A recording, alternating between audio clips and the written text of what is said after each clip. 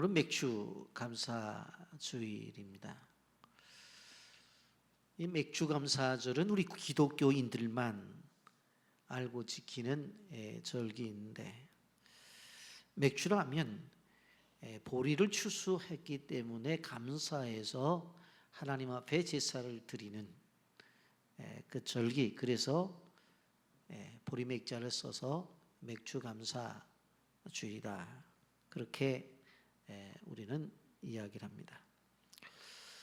근데 우리 교회 성도들 가운데 아무리 봐도 보리 농사 짓는 사람은 한 사람도 없거든요. 그러면 우리가 왜 맥주 감사절을 지켜야 되느냐라고 하는 그러한 의문을 가지는 게 당연합니다. 이 맥주 감사절을 지내면서 우리에게 주시는 나름대로의 신앙적 의미가 있는데, 그것이 무엇인가 하면 바로 이 맥주 감사 주일을 기점으로 해서 지난 6개월을 생각해 보고, 그리고 남은 6개월을 하나님 앞에 기도하면서 나가는 중심이 바로 이 맥주 감사 주일이라 하는 것입니다. 그래서 한 해의 후반부를 시작하면서 감사로 시작하는 절기가 맥주 감사절입니다. 우리는 늘 하나님의 뜻 안에서 살아가기를 원합니다. 그런데 성경에 보면 하나님의 뜻이 분명히 나타나 있습니다. 데살로니가 전서 5장 18절 말씀에 보면 범사에 감사라, 이것이 그리스도 예수 안에서 너희를 향하신 하나님의 뜻이니라, 그렇게 말씀하고 있습니다. 하나님의 뜻 안에서 살기를 원하십니까? 그러면 감사하며 살면 됩니다. 자신에게 주어진 모든 것들을 감사의 관점으로 해석해 나가는 것입니다. 감사를 노래하고 감사를 외치면서 살아가는 것입니다. 이것이 하나님께서 우리를 향한 소원이라고 그렇게 말씀하고 있습니다. 그런데 감사를 하게 되어질 때 누구처럼 건강하기 때문에만 감사합니까? 누구처럼 돈이 많아야지만 감사하느냐는 거예요? 아닙니다. 감사는 감사하기로 다짐한 사람의 것이에요. 그런 환경과 상관없이 나는 감사하겠다고 생각하는 사람, 그 사람에게 바로 감사가 주어진다고 하는 것입니다. 여러분, 감사 중에 감사는 바로 우리 주 예수 그리스도의 오심입니다. 오늘 본문을 보면 이 땅에 예수님께서 어떻게 오셨는지 잘 보여줘요. 이 땅에 예수님 오셨을 때 상황을 잘 보여줘요. 우리는 이 땅에 오신 예수 그리스도, 우리의 구원을 위해서 오신 그 예수 그리스도를 감사함으로 영접하는 그러한 성도들이 되기를 바랍니다. 그래서 이에 감사가 더욱더 깊어지고 감사가 더 풍성해지는 이 맥주 감사절이 되기를 예수님의 이름으로 축복합니다. 영상을 보고 말씀 계속하겠습니다. 가서 도대체 하나님한테 내가 뭔 얘기를 해. 이렇게 새벽기도 3년 동안도 했고 성실하게 가정을 살아오신, 누구한테 손가락질 받을 사람이 아닌 사람을 이렇게 빨리 데리고 가신 하나님을 내가 어떻게 믿지? 하나님은 없는 것 같은데 이게 이제 자리 잡아 있었을 때였죠. 그래서 수련회 가서도 막 너무 불만스러운 거예요. 나 같은 사연을 갖고 있지 않은 인간들이 모여가지고 하나님을 찬양해? 네. 나랑 같은 아픔을 느낀 사람이 하나님을 잘 믿는다고 하면 나는 그나마 이해할 수 있어요. 근데 나 같은 아픔을 갖지 않고 사연이 없는 사람들이 막 울면서 무슨 죄 졌어요 뭐 이렇게 막 하나님 찬양해 하는 모습조차가 너무 꼴보기 싫었던 거예요. 완전히 돌아간 거죠.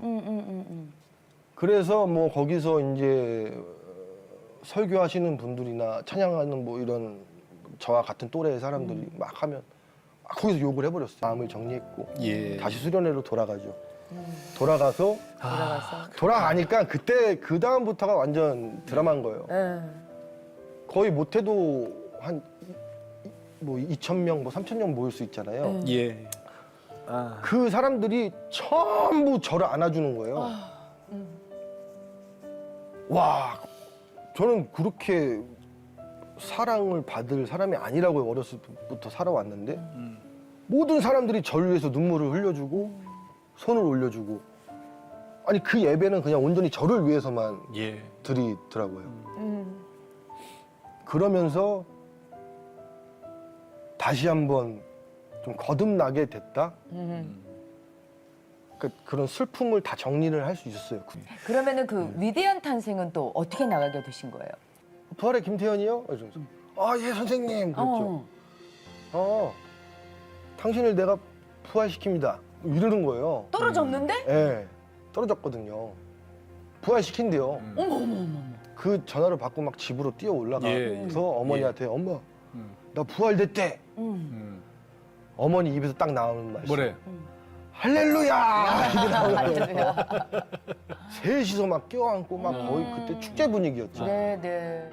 그때 당시는 그냥 이렇게 너무 감사한 순간이다, 감동하는 거다라고 이렇게 스쳐 지나갔지만 예. 지금은 다 모든 것들이 이 계획하심 안에서 네. 지금 제가 이렇게 여기 자리에 앉아서 얘기할 수 있는 이야기 보따리를 또 만들어 주신 것 같아서 그렇죠. 예, 너무 감사하죠. 왜 하나님이 나한테 그렇게 롤러코스터를 태운다고 생각하세요?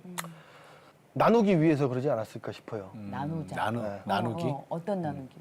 마음을 나누는 거죠. 상황들을 나누는 거고. 이런저런 상황과 이야기와 환경들 속에서 각자가 살아가잖아요. 저는 근데 다 경험을 하는 사람이 되는 동시에 예. 이 분들과 모든 걸 나눌 수 있는 사람이 되는 거잖아요.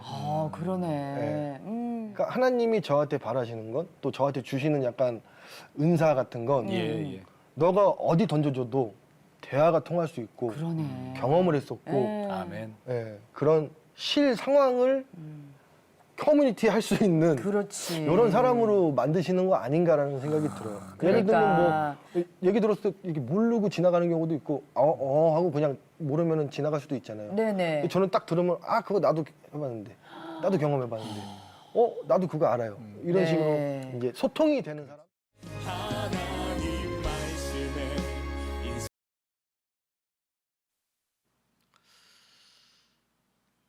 한 형제의 삶 속에서 역사되시는 하나님에 대한 간증을 들었는데 우리 본문으로 들어가서 첫째 생각해 볼 것은 세상의 법 하나님의 역사라고 하는 부분입니다.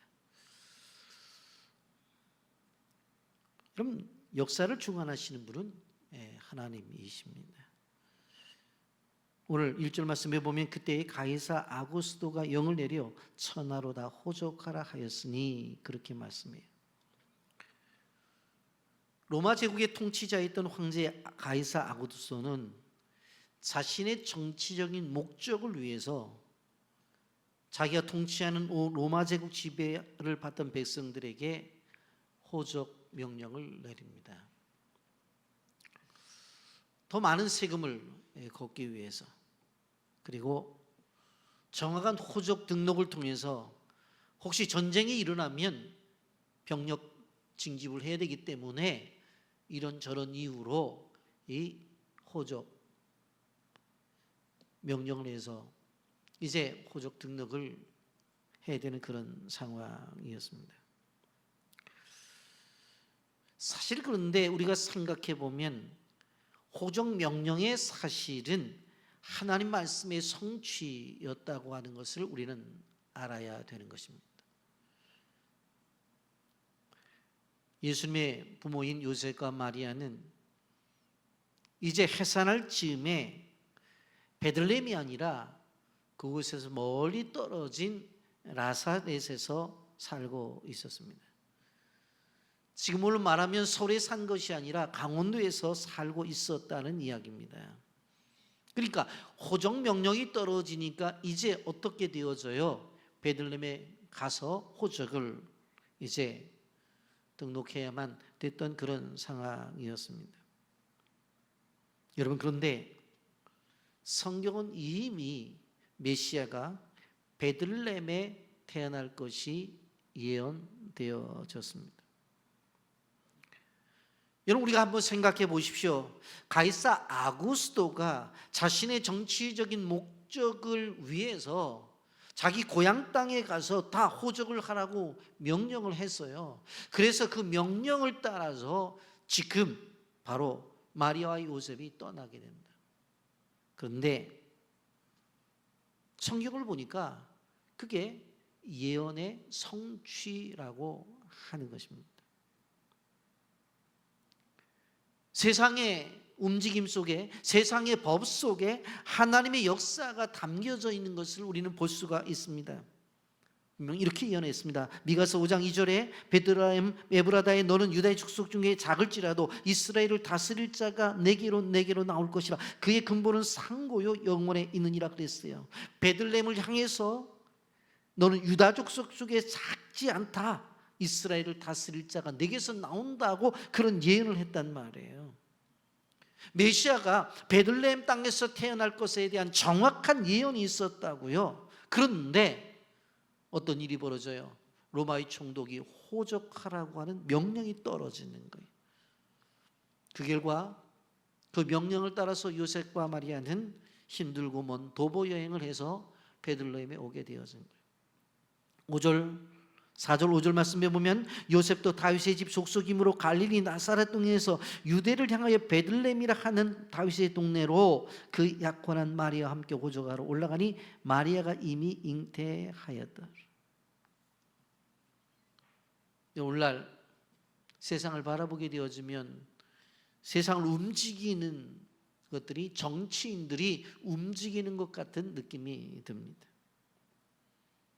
이런 푸틴의 결정 때문에 아직도 러시아와 우크라이나가 전쟁 속에 있지 않나요? 우리나라 뉴스도 보게 되어지면 특별한 큰 사고가 아니면 처음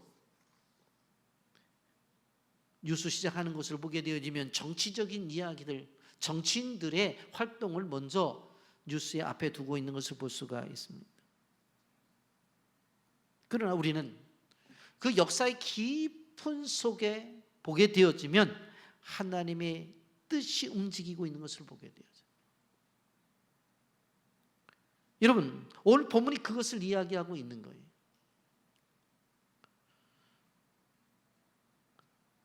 그런데 이러한 성취에 있어서 중요한 것은 바로 그 역사 속에 항상 희생이 있다고 하는 이야기입니다.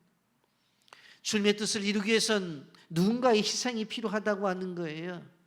지금 요셉과 마리아의 여행은 다른 것이 아닙니다. 사실은 호적하러 가는 거예요. 그런데 영적으로 보게 되어지면 어떻게 되어지는 거예요? 예수님을 낳기 위해서 가는 거예요. 어디에? 베들레헴. 세상 나라의 관점 속에서 보게 되어지면 실질적으로 호적을 하러 가는 거예요. 왜? 그렇게 명령이 떨어졌으니까. 근데 성경을 보니까 이것이 단순한 것이 아니라 베들레헴에 아이를 낳기 위해서 가는 것이라고 하는 것을 우리는 볼 수가 있습니다. 이런 마리아는 임산부의 몸으로 힘든 여행을 합니다. 어쩌면 위험한 여행일 수 있어요. 베들레헴에 방 하나 구할 수 없는 그러한 가난한 형편이었어요. 그러니 실질적으로 그 여행을 하면서 여행의 환경도 좋지는 않았을 것이 분명을 해요. 제대로 먹지 못할 수도 있어요. 지금 마리아는 아이를 낳을 달이 다가왔기 때문에 몸이 무겁습니다. 이 요셉과 마리아가 이러한 상황 속에서 지금 가서 아이를 낳게 되어져요. 어디에서? 베들레헴에서. 근데 여러분, 실질적으로 가이사 아구스토가 호적하라는 명령이 없었으면 갔었을까요? 갈 필요가 없죠. 왜? 지금 아이 낳을 딸이 다 됐는데. 고향 땅을 한번 밟고 싶어도 아이 난 다음에, 아이가 큰 다음에 가는 것이지, 배가 불러서 산 딸이 되어서 움직이기도 힘든 그 산모와 함께 이동할 이유가 있을까요? 이동할 이유가 없어요. 근데 분명코 가이사 아구스토가 명령을 내렸어요. 호적하라고. 그래서 그 명령에 따라서 호적하러 베들레헴에 갑니다마는 내용적으로 보게 되어지고 신앙적으로 보게 되어지면 무엇입니까? 성경에서 말씀하고 있는 베들레헴에 메시아가 난다는 그 약속의 말씀이 이루어지기 위한 움직임이라고 하는 거예요. 여러분, 그래서 우리가 신앙생활을 하면서 수많은 일들을 경험하게 되어질 때 그 속에 담겨져 있는 하나님의 뜻과 하나님의 인도하심에 대한 것을 깨달아 알아야 돼요.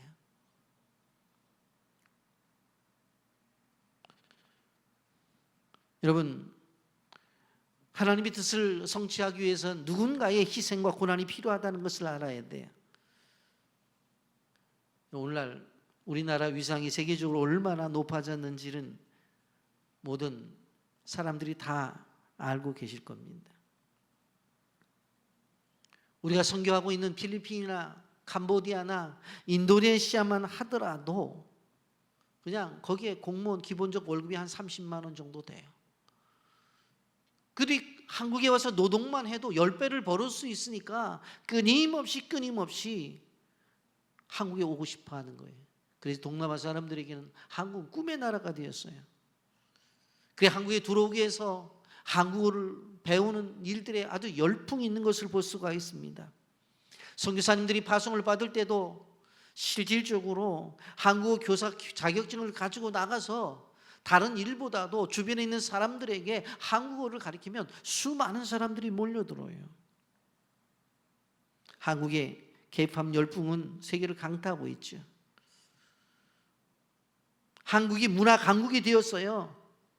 그러면 하나님께서 이렇게 만드신 분명한 이유가 있을 텐데, 그 목적이 있을 텐데 그것이 무엇입니까? 그것은 다른 것이 아니라 세계 선교의 서명을 잘 감당하라는 하나님의 뜻이에요. 세계인들이 한국인과 한국 문화에 대한 호감을 갖게 해서 한국 선교사들이 전하게 되어질 때 복음을 잘 듣도록 그렇게 하라는 거예요. 여러분, 외국에 나가게 될 때 외국인들에게 선물을 준다고 해서 무엇을 원하냐고 물어보면 1순위가 뭔 줄 아세요? 김치예요, 김치. 그리고 김이고, 이런 것들이 그들이 요구하는 것들이에요. 그런데 이렇게 한국이 가지고 있는 이러한 영향력이 그대로 이루어졌나요? 안 그래요. 누군가의 희생과 누군가의 헌신을 위해서 이루어진 것입니다. 그러면서 우리가 생각해 봐야 될 것은 오늘 이 마리아 부부가 그 먼 거리를 희생하면서 베들레헴까지 갔었을 때 하나님의 응답이 이루어진 것처럼 우리도 무엇인가 희생이 있어야 된다고 하는 것입니다. 선교사를 보면에 있어서도 가는 선교사가 있어야 되고, 그분이 사역을 할 수 있는 어떠한 생활비나 사역비도 제공이 되어져야 되고, 또 때마다 단기 선교사들이 가서 힘을 합해서 함께 사역에 동참할 때 그 선교지가 단단해진다는 것을 우리는 기억해야 되는 것입니다. 열방을 위해서 희생하는 것도 하나님의 뜻이라고 하는 것이, 시간을 드리고 물질을 드리고 마음을 드리는 것도 그것이 우리가 해야 될 태도라는 것을 우리는 기억해야 되는 것입니다. 우리 교회는 이번 여름에 우리가 입양한 빌란 종족을 향해서 필리핀 민다나오를 향해서 떠나고 또 인도를 찾아가서 복음의 빛을 비추는 사역을 하게 될 것입니다. 우리가 품은 예수 그리스도, 나에게는 예수 그리스도를 낳기 위해서 이렇게 일본으로 필리핀으로 떠나는 것입니다. 여러분, 직접 참여는 못하더라도 관심을 가지고 꼭 기도해 주시고 또 물질도 후원하면서 함께 사역을 이루어야 되는 것입니다. 여러분, 우리가 기억해야 될 것은 하나님의 뜻이 이루어짐에 있어서 누군가의 헌신과 누군가의 희생을 통해서 이루어지고 성취된다는 걸 알아야 돼요. 성경에 보면 수많은 이루어짐의 역사를 보게 되어지면 그 뒤에 누군가의 헌신과 누군가의 희생이 있었다는 것을 우리는 알아야 돼요. 그것이 없으면 절대적으로 이루어질 수가 없다는 것입니다. 그러면서 우리는 이 본문을 통해서 낮은 자로 임한 이 복음, 낮은 자로 임한 예수 그리스도에 대해서 좀 생각을 해봐야 되는 것입니다. 강보에 쌓여 나온 구주 예수 그리스도로 인해서 우리는 감사해야 돼요. 하나님의 낮아짐이 여기에 표현돼요. 6절과 7절 말씀에 보면 거기 있을 그때 해산할 날이 차서 첫 아들을 낳아 강보에 쌓여 누웠으니 이는 여호와 안에 있을 곳이 없음이로라 그랬어. 아기 예수님이 태어남, 마구간에서 태어났어요. 냄새나고 불결한 구유에 누우셨습니다. 현대 기준으로 본다고 한다면 아동학대 방임죄에 해당되는 그런 거예요. 어떻게 아이가 태어날 때에 마구간에서 태어나고 아기가 바로 구유에 말 밥통에 누워 있냐는 것입니다. 여러분, 왜 이렇게 할 수밖에 없었는가? 그만큼 예수님의 부모님은 형편이 어려웠어요. 가난했어요. 방을 구할 돈도 없었고 아이를 출산하는 데 있어서 필요한 병원비도 없었다고요. 그래서 간신히 구한 장소가 마구간이라고 해요. 성탄절 때가 되어지면 카드를 나누게 되어지는데 그 카드에 보게 되어지면 마구간이 있고 거기에 말 한 마리가 또 아기 예수를 쳐다보고 있고 아기 예수는 마리의 품에 안겨 있고 그 뒤에 동방박사 세 사람이 서 있어요. 그걸 보고 얼마나 낭만적이냐고 그래요. 결혼 안 한 자매들에게 제가 말씀드립니다. 앞으로 애 낳을 때 꼭 마구간에 가서 낳으세요. 그게 낭만이냐고. 이건 낭만의 문제가 아니라는 거예요. 이거는 엄청난, 우리가 말할 때 흙수저 가운데도 이런 흙수저가 있을까 하는 그러한 형편에 있는 거예요. 하나님이 하나밖에 없는 아들을 세상에 보내실 때 고민 안 하셨겠어요? 제가 만약에 하나님의 입장이면 하나밖에 없는 아들을 보내게 되어질 때 어떤 생각을 하겠어요? 최고로 좋은 환경과 최고로 좋은 그러한 좋은 가정에 보낸다고 생각 안 했겠어요? 그래서 때가 되어진다고 한다면 유학도 갈 수 있고 때가 되어지면 외국 여행도 자주 갈 수 있는 그런 가정을 선택해서 보내는 게 부모의 입장 아니겠어요? 그런데 하나님은 정반대로 행하셨어요. 돈이 하나도 없는 가정. 말이 구에 누인 것이 얼마나 부끄러운 이야기예요.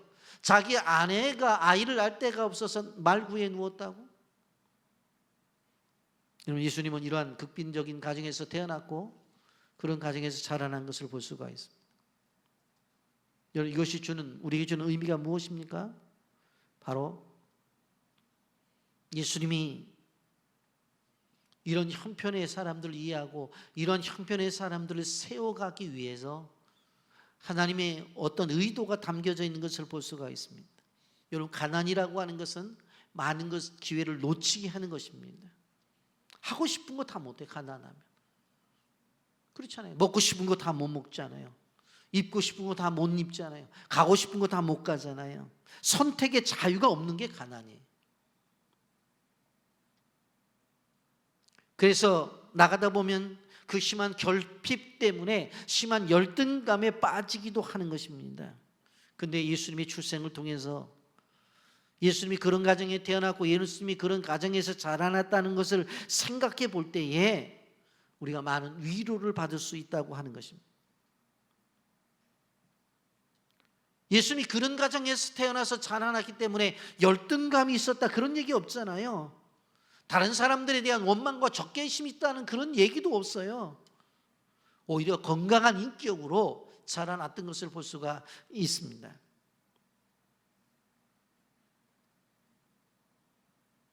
예수님의 가정은 산모를 위해서 방 하나 빌릴 수 없는 그런 가정이었습니다.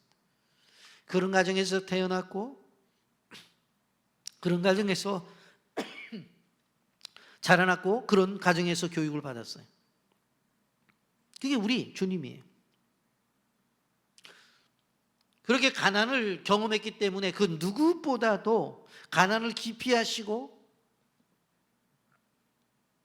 가난을 치유하셨기 때문에 그 가난한 사람들의 마음을 아주 잘 이해하시는 분이 우리 주님이세요.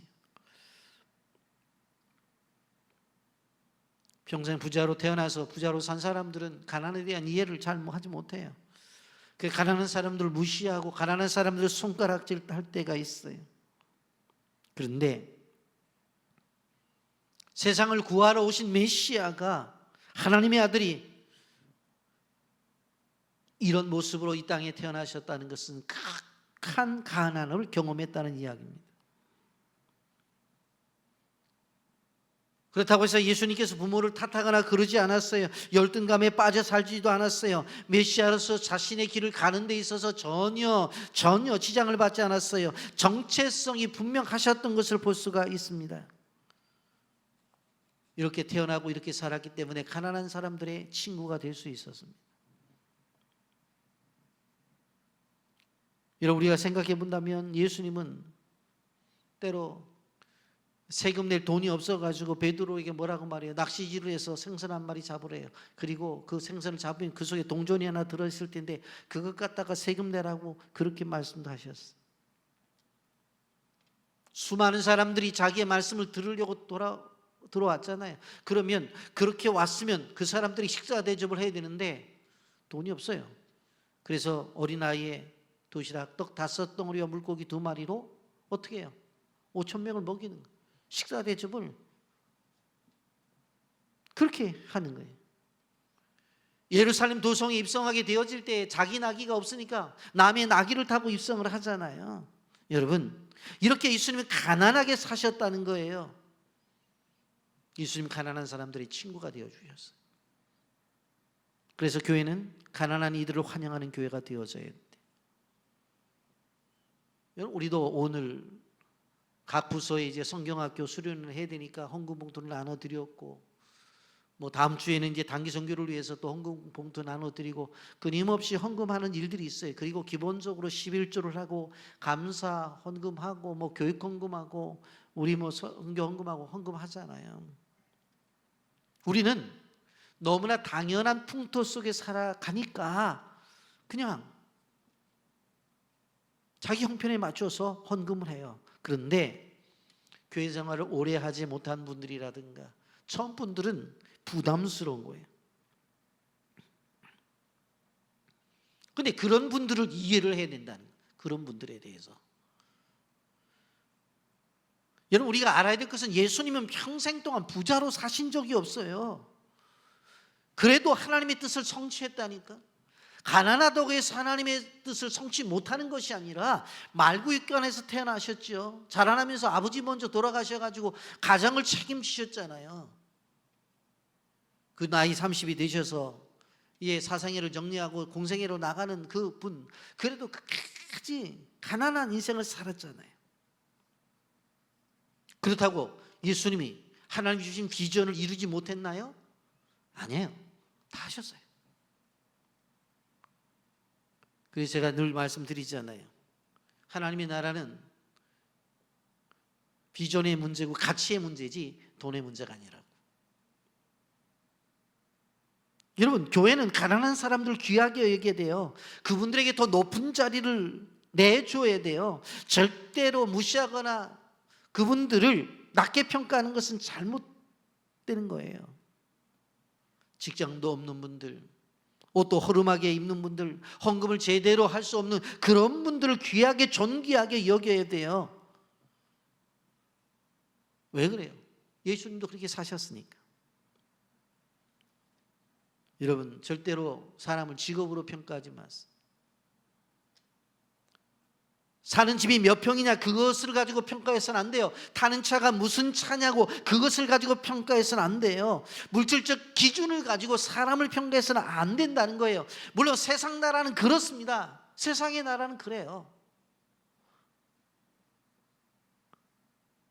제가 사회에서 나가서 보니까 세상 나라는 그래요. 호텔에 커피숍을 볼 때도 보면은 좋은 차들만 그 앞에 가다 세우지 그렇지 않은 차들은 들어가지도 못해요. 세상 나라는 그래요. 그런데 교회만큼은 그래서는 안 된다는 거예요. 평생 동안 가난한 사람들과 친구로 살았던 예수님을 생각해 봐야 되는 거예요. 우리가 항상 우리의 손을 통해서 경제적으로 어려움을 당하는 사람들에게 도움을 줘야 돼요. 재정의 문제로 밤잠 못 자고 고통하는 성도들을 다 함께하며 도와줘야 된다는 거예요. 그 최소한 우리가 예수님께 기도를 해야 돼. 기도하면 길이 나타나는 거예요. 우리는 하나님께서 우리에게 물질을 주실 때 그걸 가지고 하나님 앞에 영광을 돌려야 돼. 하나님 내게 주신 물질을 가지고 절대로 가족만을 위해 쓰지 말고 하나님과 이웃을 위해서 써야 되는 것이에요. 그것이 물질의 복을 주신 하나님의 목적이라고 하는 것을 아셔야 되는 거예요. 하나님 나에게 이 어려운 시대 속에서 왜 물질을 주셨지? 그렇지, 섬기고 나누고 베풀라고 주셨지. 늘 제가 말씀드리잖아요. 하나님 물질을 주셨을 때에 통장 안에 가둬놓고 그것을 바라보면서 웃는 사람은 하나님이 주신 물질을 제대로 사용하는 사람이 아니에요. 자기에게 주신 물질이 흘러서 이웃에게로, 그것이 흘러 어디로, 열방까지 가야 되는 거예요. 그게 하나님이 주신 가치고 그것이 하나님이 물질을 주신 목적이라고요.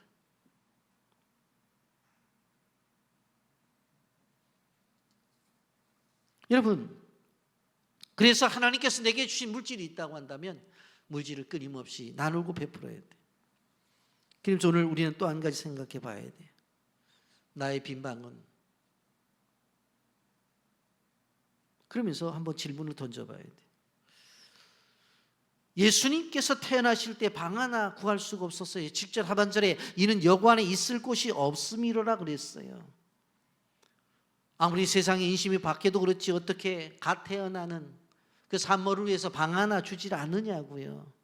그런데 예수님 당시에는 절대로 주는 사람이 없었어요. 메시아가 오셨지만 사람들은 무관심했어요. 자기들만 편하면 됐지 태어날 예수님에 대해서는 관심이 없었던 거예요. 어떻게 보면 예수님은 태어날 때부터 소외되었고 세상 나라의 무시의 대상이 되었던 것을 볼 수가 있습니다. 무관심의 대상이었어요. 미국 필라델피아 거리에 폭우가 쏟아지던 어느 날, 그 동시에 행사에 참여하기 왔던 노부부가 호텔에 객실을 구하지 못하고 이리저리 다니다가 한 작은 호텔을 찾아갑니다. 예약을 못했는데 혹시 방이 있습니까? 잠시만 기다려달라고. 보더니 우리 호텔도 방이 없습니다. 제가 다른 호텔에 방이 있는지 좀 연락을 해서 알아봐 드리겠습니다. 이 지배인이 다 연락을 해도 방이 없다는 거예요. 그래서 이 지배인이 이 노부부에게 이렇게 말을 합니다. 제가 우리 호텔에도 객실이 없고 다른 호텔을 다 알아봐도 객실이 없는데 비바람도 몰아치고 밤이 늦었으니까 제 방에서 묵는 것도 괜찮으시다면 제 방을 내어드리겠습니다. 뭐 노부부가 방법이 없잖아요. 그렇게 하겠다고. 그래서 지배인의 방에서 잠을 자요. 그리고 나서 아침에 고맙다고 방값의 3배를 주는 거예요. 그랬더니 이분이 뭐라고 말하냐면 자신의 방은 객실이 아니래요. 돈을 받는 방이 아니래. 그렇기 때문에 돈을 받을 수 없다는 거예요. 저는 설교 준비를 하면서 이 이야기를 가만히 생각해 봤어요. 저 같으면 어떻게 했을까? 야, 내 방을 빌리고서 3배나 줘. 얼마나 큰 하나님의 은혜예요. 없던 돈이 생겼는데. 그런 생각을 가질 수 있잖아요. 이 사람이 얼마나 양심적이에요. 자신의 방은 돈을 받는 객신이 아니기 때문에 돈을 받을 수가 없다. 그리고 사양하라고 그 두 분을 보내드려요. 그로부터 2년이 지났는데 이 지배인에게 하나의 편지가 오게 되어지는데 그걸 뜯어보니까 그 방에서 주무시고 갔던 그 노부부가 보낸 건데 뉴욕행 항공권과 초대장이 다 도착이 된 거예요. 자기가 사업을 하는데 큰 호텔을 이제 열게 되는데 와서 그 행사에 참여하게 해달라고. 그래서 휴가를 내서 갔어요. 그래서 만나고 인사를 했어요. 이 노부부가 이 지배인을 데리고 이제 시내로 나가더니 높은 고층 빌딩의 호텔을 보여주면서 이렇게 말을 하는 거예요. 내가 당신을 위해서 이 호텔을 지었습니다. 2년 동안 기간 이 호텔을 당신을 위해서 지었습니다. 이 호텔의 경영을 당신이 맡아주기를 원합니다. 여러분, 이 호텔이 세계 최대 규모의 호텔로 알려진 월보트 아스트리아라는 호텔이에요. 그리고 이 호텔의 초대 경영자가 세계 굴지의 호텔 체인을 이룩한 조지 볼트라고 하는 사람이에요. 여러분, 자기가 잠자는 방 하나 내줬다. 그랬더니 생각하지도 못하는 엄청난 하나님의 복을 받게 된 겁니다. 방이 없습니까? 방이 있습니다. 객실은 없어도 자기 방은 있다니까는요. 왜 말구유에서 예수님이 태어났어야 됐어요? 거기 있는 여관집 주인들 많은 사람들이 자기 방을 내놓지 않아서 그래요. 객실은 없다고 해요. 그래도 자기 방은 있었잖아요. 우리가 하나님의 일을 하면서 중요한 것은 무엇인가 하면 내 방을 내놓지 않고는 하나님의 역사를 이룰 수가 없어요. 많은 사람들의 이야기할 때 시간을 봐도 시간이 없대요. 그래서 성경학교 봉사도 못하고 단기 선교도 못 가고 아무리 계산해봐도 경제적으로 아무리 계산을 해봐도 남는 돈이 없대요. 그래서 구제도 못한대요. 그래도 선교도 못한대요. 여러분, 제가 오늘 말씀을 통해서 말씀드리는데 절대적으로 하나님의 일은 남는 것 갖고 하는 게 아니에요. 남는 것 갖고 하는 거예요. 내 것을 내놓는 거예요. 내 방을 내놓는 거예요. 거기서 하나님의 역사가 나타나는 거지. 거기서 하나님의 역사를 경험하는 거지. 쓰고 남는 것? 여러분, 웃으면서 제가 말씀드릴게요. 쓰고 남는 돈 있습니까? 평생 살아가면서? 쓰고 남는 돈은 없어요. 쓰고 남는 돈이 없어요. 그러기에 헌신이 어려운 거예요. 헌신이라고 하는 것은 내가 쓰고 남은 것을 내놓는 게 헌신이 아니라 헌신은 내가 먹는 것을 내놓고 내가 입는 것을 내놓고 내가 쓰는 것을 내놓는 게 헌신이에요.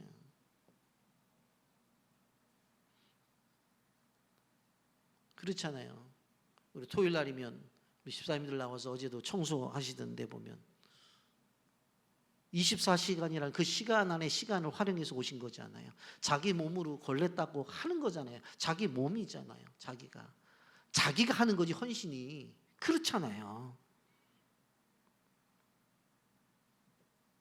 여러분, 우리는 맥주를 지나면서 한 가지 오늘 목사님이 뭐 이게 성탄절 본문을 가지고 맥주 감사절 설교를 하나 그렇게 할지 모르지만 아시다시피 저는 뭐 강해 설교니까 순서에 따라 하는 거잖아요. 순서에 따라서. 맥주 감사절에 우린 기억해야 돼. 우리 마음의 방을 내드리자. 사실 우리는 마음의 방을 내드린 사람이 왜냐하면 내 안에 예수님이 오시도록 내가 드렸기 때문에 내가 예수님 영접하고 내가 예수님의 어떤 탄생을 믿고 십자가의 부활을 믿고 그분이 다시 오심을 믿고 믿잖아요. 좀 더 적극적으로 내어드리자는 거예요. 말씀을 정리하면서 맥주의 또 다른 감사의 이유를 한번 생각해 보려고 합니다. 이건 무엇보다도 기독교 신앙의 자유가 있는 땅에 살 수 있게 된 것을 하나님 앞에 감사해야 되는 거예요. 여러분, 예수를 믿고 예수를 전하게 되어진 것은 아무나 하는 것이, 아무런 나라에서 하는 것이 아닙니다. 여러분, 한국 전쟁 당시에 수많은 사람들이 죽음을 당했어요. 왜? 기독교인이라는 이유 때문에. 여러분, 전라남도 영광에 보면 야월교회라는 교회가 있습니다. 그런데 그 야월교회는 65명의 전교인이 순교를 당했어요. 예수를 믿는다는 이유 때문에 공산당한테 어떻게 해요? 줄줄이 엮여가지고 바닷물로 집어넣어서 죽창을 가지고 다 죽였어요. 2015년도 황해도에서 기독교를 전파한 2명의 여성들이 공개 처형을 당했고요. 북한 인권백서 2020년도 판을 보면 2018년에 평양부터 평성에서는 성경을 몰래 소지했다는 이유로 2명이 공개 처형을 당했어요. 북한에서는 기독교를 간첩이라고 그렇게 한다고, 정치범으로 처벌을 받아요. 제가 몇 주 전에 북한 선교를 하던 목사님을 만나서 대화를 하면서, 이분도 잡혀가지고 중국에서 얼마나 두드려 맞았는지, 그래가지고는 이제 겨우 살아서 한국에 와서 목회를 하고 계시는데, 그분이 그래, 지금도 많은 사람들이 보험을 두고 북한에 들어간다는 거예요. 북한에 들어간대. 근데 중요한 것은 죽을 줄 알면서 들어간다. 잡히면 죽일 줄 알아요. 그런데 들어간다는 거예요. 왜? 내가 경험한 예수님이 그만큼 가치가 있기 때문에. 죽을 줄 모르는 게 아니래. 죽을 줄 안대요. 그러면서도 들어간다는 거예요. 그러면서 저한테 그러더라고요. 북한 사람들이 신앙 대단하다고. 대단하다. 제가 웃으면서 그랬어요. 나중에 목사님 아는 분 계시면 우리 교회 부흥할 때 북한 성도 가운데 한번 초청해서 강사로 모시니까 알았다고 그랬어요. 또 한 가지 감사할 것이, 건강한 교단의 교회에 속해져서 신앙생활하는 거 감사해요. 말세가 되면 세상에 온갖 이단과 사이비가 출현하죠. 현대인은 무종교를 포병해서 영적인 어떠한 공을 메우기 위해서 온갖 샤머니즘에 빠져 있는 것을 볼 수가 있어요. 요 근래 여러분 뭐 보신 분들도 있을지 모르지만, 무당을 소재해서 만든 영화 파묘라는 영화가 있잖아요. 그런데 자기 돈 내고 가서 봤잖아요. 무당 이야기를. 그렇잖아요. 여러분, 그뿐입니까? 교주를 성령이나 재림 예수라고 하는 단체들이 너무나 많잖아요. 이단 사이비 종교에 빠져서 낭비하는 사람들이 한둘이 아니에요. 그런데 여러분들은 종교 개혁의 정신 위협받은 합동체 빛의 교회에서 믿음 생활할 수 있다는 것이 얼마나 감사한지. 아멘입니까? 크게 아멘 하세요. 아멘. 세 번째로, 우리는 무엇보다도 평범한 일상을 지켜주심에 감사해요. 여러분, 현대화된 대한민국이지만 얼마나 큰 사고가 나타나요. 지난주에 시청 근처에서 길을 지나던 행인들이 갑자기 차가 달려들어가고 9명이 소중한 목숨을 잃었잖아요. 그들이 뭐 우리보다 죄를 많이 져서 그런 거 아니잖아요. 너무나 사건 사고가 흔하게 일어나잖아요. 그런데 평범하게 살아가는 것이 얼마나 큰 은혜인지. 물론 죽었다가 살아나는 경험도 있고 파산했다가 회복되는 경우도 있어요. 그런 드라마틱한 경험들도 있습니다만은 우리는 평범하게 살아가면서도 하나님의 은혜를 주신 것에 대해 감사해야 돼. 또 한 가지, 네 번째, 우리는 2024년 후반기에도 하나님께서 함께 하실 것을 알고 미리 감사를 해야 돼. 지나고의 감사가 아니라 미리 감사. 미리 감사. 많은 사람들이 지나고는 감사하잖아요. 그런데 미리 감사. 7월 첫 주인데 앞으로 1년 동안 남은 6개월 미리 감사하자고요. 여러분 개인적으로, 여러분의 가정에, 우리 교회 안에 이 매주 감사 주일로 출발을 해서 6개월 동안에 감사의 축복이 있기를 예수님의 이름으로 축복합니다. 감사의 시각으로 보면 세상의 모든 것들이 감사해요.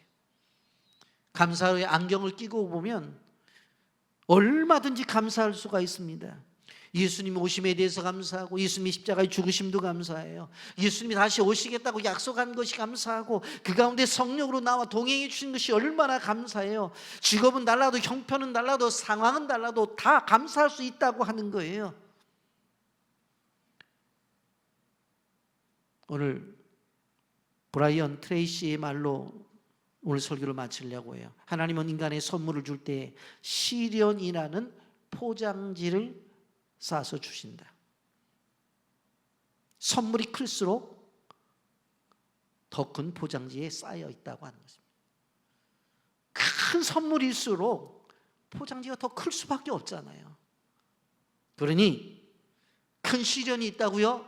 더 큰 축복이 그 안에 담겨져 있다는 사실을 기억하면서 오늘 맥주절을 맞이해서 남은 6개월 동안 하나님의 축복을 기대하면서 감사로 시작하시기를 예수님의 이름으로 축복합니다. 아멘.